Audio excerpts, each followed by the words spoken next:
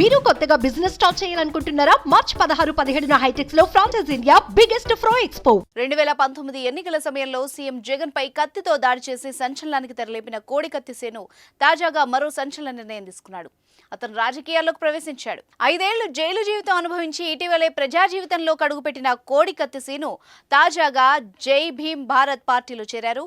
విజయవాడలోని పార్టీ రాష్ట్ర కార్యాలయంలో అధ్యక్షుడు జడ శ్రవణ్ కుమార్ ఆయన కండువా కప్పి పార్టీలోకి ఆహ్వానించారు.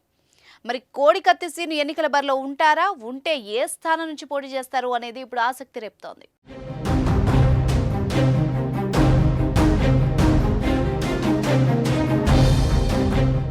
2018లో విశాఖ ఎయిర్పోర్ట్లో సీఎం జగన్ పైనే దాడి చేసి కోడికత్తి సేను జైలు పాలయ్యాడు. 5 ఏళ్లు 4 గోడల మధ్య శిక్ష అనుభవించాడు. బెయిల్ కోసం ఎన్నిసార్లు అభ్యర్థించినా ఫలితం రాలేదు. దీంతో జైల్లోనే కోడికత్తి సేను దీక్షకు దిగ్గా అతని కుటుంబ సభ్యులు సైతం బయట నిరాహార దీక్ష చేపట్టారు. చివరకు నెల కిందట విశాఖ కేంద్ర కారాగారం నుంచి బెయిల్పై విడుదలయ్యారు. అనంతరం వైసీపీపై సీఎం జగన్ పై తన ఆగ్రహాన్ని ఆక్రోశాన్ని ప్రత్యక్షంగా పరోక్షంగా తెలియజేశాడు కోడికత్తి సేను. ఇటీవల తాను రాజకీయాల్లోకి రానున్నట్టు ప్రకటించాడు.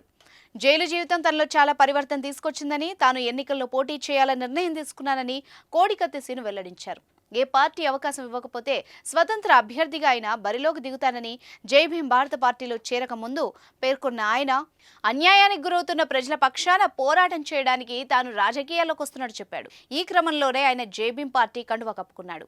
దళిత బిడ్డ, ప్రతి బహుజన బిడ్డ, ప్రతి ఒక్కళ్ళు సంతోషంగా ఉండాలి, ప్రతి ఒక్కళ్ళకి ఉపాధి కావాలి, ప్రతి ఒక్కళ్ళకి బతుకు తెరువు వాళ్ళ సొంత కాళ్ళ మీద నిలబడాలని ఆలోచించే అతి కొద్ది మందిలో నా పక్కనే ఉన్నటువంటి శ్రీనివాస్ నిజంగా ఒక తమ్ముడిగా, ఈ రాష్ట్రంలో అణగారిన వర్గాల జాతిలో పుట్టినటువంటి బిడ్డగా ఒక బిడ్డ మా తమ్ముడు. సరే, నేను వివరాల్లోకి వెళ్ళను, అది రాష్ట్ర ప్రజలందరికీ కూడా తెలుసు. సో కోర్టు పరిధిలో ఉంది కాబట్టి మీరు కానీ శ్రీనివాస్ గాని దాని గురించి మాట్లాడారు.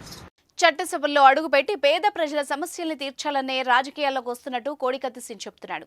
కులం కోసమో మతం కోసమో తాను రాజకీయాల్లోకి రావట్లేదని తెలిపాడు. పేదల కోసమే రాజకీయాల్లోకి రావాలనుకుంటున్నట్టు చెప్పాడు. కోడికత్తి సేను అమలాపురం నుంచి పోటీ చేయనున్నట్టు తెలుస్తోంది.